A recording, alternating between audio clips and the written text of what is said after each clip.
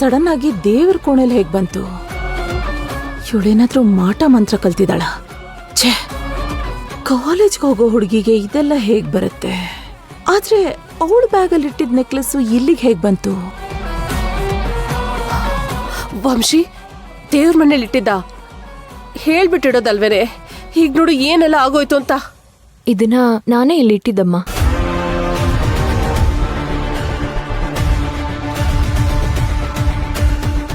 ಇವತ್ತು ಶುಕ್ರವಾರ ಅಲ್ವಮ್ಮ, ಅದಕ್ಕೆ ತಂದಿರೋ ಒಡವೆನ ದೇವ್ರ ಹತ್ರ ಇಟ್ಟಿದ್ದೆ. ಅದು ಅಲ್ದೆ ಕಾಲ್ಗೆಜ್ಜೆಯಿಂದ ಶುರುವಾಗಿರೋ ನಮ್ 2 ಕುಟುಂಬದ ಸಂಬಂಧ ಈಗ ಮದ್ವೆವರೆಗೂ ಬಂದ್ ನಿಂತಿದೆ. ಅವತ್ತು ನನ್ ಗೆಜ್ಜೆ ಕಳ್ದೋದಾಗ ಇನ್ನೊಂದ್ ಗೆಜ್ಜೆನ ದೇವ್ರ ಹತ್ರ ಇಟ್ಟು ಬೇಡ್ಕೊಂಡಿದ್ದೆ. ಆ ದೇವ್ರು ಗೆಜ್ಜೆ ಜೊತೆ ಈ ಕುಟುಂಬನ್ ಕೊಟ್ಟ. ಈಗ್ಲೂ ಇದನ್ನ ದೇವ್ರ ಮುಂದೆ ಇಟ್ಟು ಈ ಕುಟುಂಬಕ್ಕೆ ಏನು ಸಮಸ್ಯೆ ಬರಬಾರ್ದು ಅಂತ ಬೇಡ್ಕೊಂಡಿದ್ದೆ. ಆದ್ರೆ ನಾ ಹೊರಗೆ ಹೋಗಿ ಬರೋದ್ರಲ್ಲಿ ಮನೇಲಿ ಇಷ್ಟೆಲ್ಲ ಆಗೋಗಿದೆ. ಹೆಣ್ಣೆತ್ತಿರೋಳು ನೀನು, ಸ್ವಲ್ಪನಾದ್ರೂ ತಾಳ್ಮೆ ಬೇಡವ ನಿಂಗೆ? ನೋಡು ನಿನ್ನಿಂದಾಗಿ ಏನೆಲ್ಲ ಅನಾಹುತ ಆಗ್ಬಿಟ್ಟಿದೆ ಅಂತ.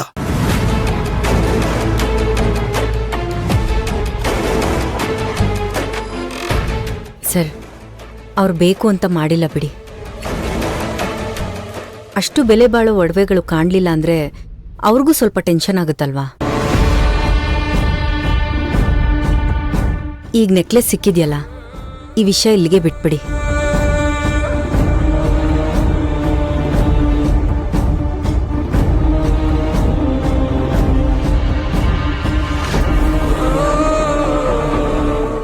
ಈಗ ಸಮಾಧಾನನಾ? ಸಮಾಧಾನ ಆಯ್ತಾ? ಕೋದಂಡ, ಏನ್ ಮಾತಾಡ್ತಾ ಇದ್ದೀಯಾ? ಯಾಕೆ ಒಳ್ಳೆ ದುರ್ವಾಸ ಮುನಿತರ ಆಡ್ತಾ ಇದೀಯಾ? ಏನೋ ಆಗಿದ್ದಾಗೋಯ್ತು, ಅದಕ್ಕೆ ಇಷ್ಟೊಂದು ಕೋಪ ಮಾಡ್ಕೋಬೇಕಾ? ಅಮ್ಮ, ನನಗೆ ಈ ಮನೆಯಲ್ಲಿ ಏನಾಗ್ತಿದೆ ಅಂತಾನೆ ಅರ್ಥ ಆಗ್ತಾ ಇಲ್ಲ. ಮಾಯಾ ವಂಶಿ ಕುಟುಂಬದವ್ರ ಮೇಲೆ ಅನುಮಾನ ಪಟ್ರೆ ಅದು ಅವ್ರಿಗೆ ಮಾಡೋ ಅವಮಾನ. ಅದೇ ನೀವೆಲ್ಲ ಸೇರಿ ಮಾಯಾ ಮೇಲೆ ಆಪಾದನೆ ಹೊರಿಸಿದ್ರೆ ಅದೇನು ಸನ್ಮಾನನಾ? ಮತ್ತೆ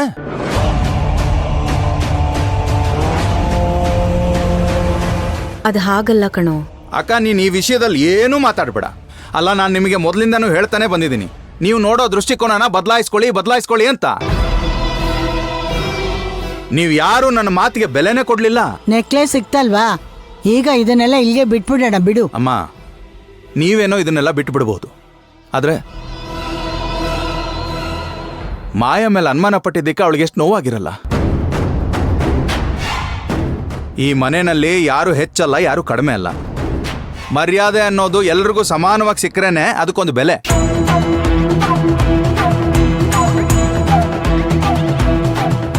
ಇಷ್ಟೆಲ್ಲ ಆದ್ಮೇಲೂ ನಾವೀ ಮನೆಯಲ್ಲಿರೋದಕ್ಕಾಗಲ್ಲ. ನಾನು ಈ ಮನೆಯಿಂದ ಬಯಸಿದ್ದು ಪ್ರೀತಿ, ಸಾಸಿವೆ ಅಷ್ಟು ಗೌರವ ಮಾತ್ರ. ಆದ್ರೆ ನಮಗ್ ಪ್ರತಿ ಹೆಜ್ಜೆಗೂ ಸಿಕ್ಕಿದ್ದು ಅವಮಾನ, ಕಳ್ರು ಅನ್ನೋ ಪಟ್ಟ. ಇವತ್ತಲ್ಲ ನಾಳೆ ನೀವು ನಾವು ಮಾಡಿರೋ ತಪ್ಪನ್ನ ಕ್ಷಮಿಸಿ ನಮ್ಮನ್ನೆಲ್ಲ ನಿಮ್ಮ ಮನೆಯವರು ಅಂತ ಒಪ್ಕೋತೀರಾ ಅನ್ಕೊಂಡಿದ್ವಿ. ಆದ್ರೆ ನೀವೆಲ್ಲ ನಮ್ಮನ್ನ ಒಪ್ಕೊಳಕ್ ತಯಾರೇ ಇಲ್ಲ.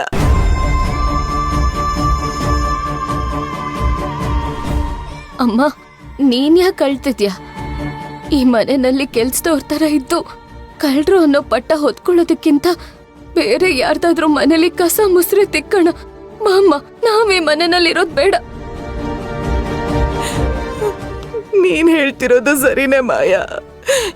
ಇನ್ನು ನಮ್ಗೆ ಈ ಮನೆ ಋಣ ಮುಗೀತು. ತಡಿ, ಹೋಗೋಣ ಬಾ. ನಿಂತ್ಕೊಳ್ಳಿ. ಇದರಲ್ಲಿ ನಿಮ್ದೇನು ತಪ್ಪಿಲ್ಲ ಅಂತಂದ ಮೇಲೆ ನೀವ್ ಯಾಕೆ ಈ ಮನೆ ಬಿಟ್ಟು ಹೋಗ್ಬೇಕು? ಮತ್ತೇನ್ ಮಾಡು ಅಂತೀರ ಅಳಿ? ಅಂದ್ರೆ ಕಳ್ರು ಅನ್ನೋ ಪಟ್ಟ ಹೊತ್ಕೊಂಡು ಈ ಮನೇಲಿ ಬದುಕೋದಕ್ಕಿಂತ ಬೀದಿಲ್ ಭಿಕ್ಷೆ ಬೇಡ್ಕೊಂಡು ಬದುಕ್ಬಿಡ್ತೀವಿ. ಆ ಥರ ಯಾಕತ್ತೆ ಮಾತಾಡ್ತಿದ್ದೀರಾ? ನನ್ನ ಉಸಿರಿರೋವರೆಗೂ ಈ ಮನೆಯಲ್ಲಿ ಯಾರಿಗೂ ಅನ್ಯಾಯ ಆಗೋದಕ್ಕೆ ನಾನು ಬಿಡೋದಿಲ್ಲ. ಇನ್ನು ಈ ಮನೆಯಲ್ಲಿ ಈ ಥರದ ಘಟನೆಗಳು ಆಗೋದಿಲ್ಲ. ಹಾಗಂತ ನಾನು ಮಾತು ಕೊಡ್ತೀನಿ ನಿಮಗೆ. ನೀವು ಮುಂದೆ ನಡೆಯೋದ್ರ ಬಗ್ಗೆ ಮಾತಾಡ್ತಿದ್ದೀರಾ ಅಳಿಯಂದ್ರೆ, ಆದ್ರೆ ನಾವು ಇಷ್ಟು ದಿನ ಈ ಮನೇಲಿ ನಡೀತಾ ಇದ್ದಿದ್ರ ಬಗ್ಗೆ ಮಾತಾಡ್ತಿದ್ದೇವೆ.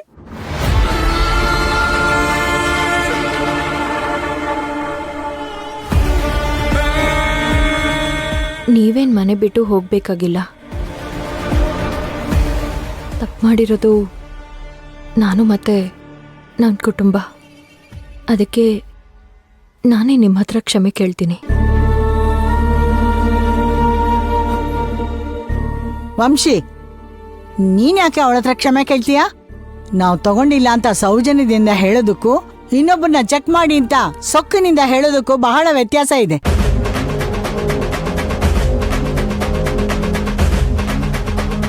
ಇಂಥವ್ರ ಹತ್ರ ಎಲ್ಲ ಕ್ಷಮೆ ಕೇಳಬಾರ್ದು ವಂಶಿ. ಅಕಸ್ಮಾತ್ ಏನಾದ್ರೂ ನಿಮ್ ರೂಮಲ್ಲಿ ಆ ನೆಕ್ಲೆಸ್ ಸಿಕ್ಕಿದ್ದಿದ್ರೆ ಅದು ಇವ್ರ ಕುತಂತ್ರದ ಒಂದು ಭಾಗ ಆಗ್ತಿತ್ತು.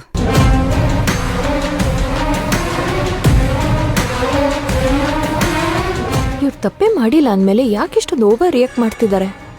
ಈ ಅಮ್ಮ ಮಗಳು ಸೇರ್ಕೊಂಡು ಏನಾದ್ರೂ ಮತ್ತೆ ಮನೆ ಒಡೆಯೋ ಪ್ಲಾನ್ ಮಾಡ್ತಿದ್ದಾರಾ?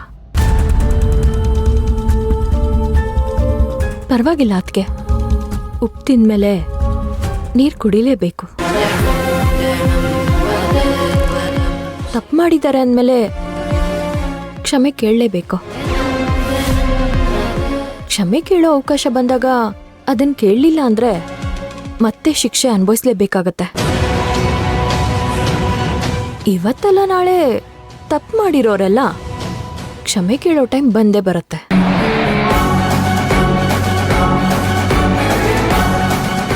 ಇವತ್ತು ಕ್ಷಮೆ ಕೇಳೋ ಸೌಭಾಗ್ಯ ನನಗ್ ಬಂದಿದೆ ಅಷ್ಟೆ.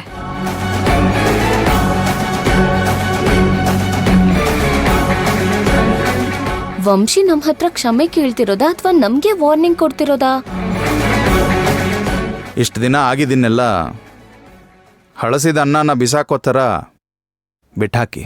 ಇನ್ಮೇಲೆ ಈ ಮನೇಲಿ ಎಲ್ಲರೂ ತಮಗೆ ಹೇಗೆ ಬೇಕೋ ಹಾಗೆ ಪೊಲೀಸ್ ಥರ ಎನ್ಕ್ವೈರಿ ಮಾಡೋದಾಗ್ಲಿ, ಜಡ್ಜ್ ಥರ ನಿರ್ಣಯ ತಗೊಳ್ಳೋದಾಗ್ಲಿ ದಯವಿಟ್ಟು ಮಾಡಕ್ಕೆ ಹೋಗಬೇಡಿ.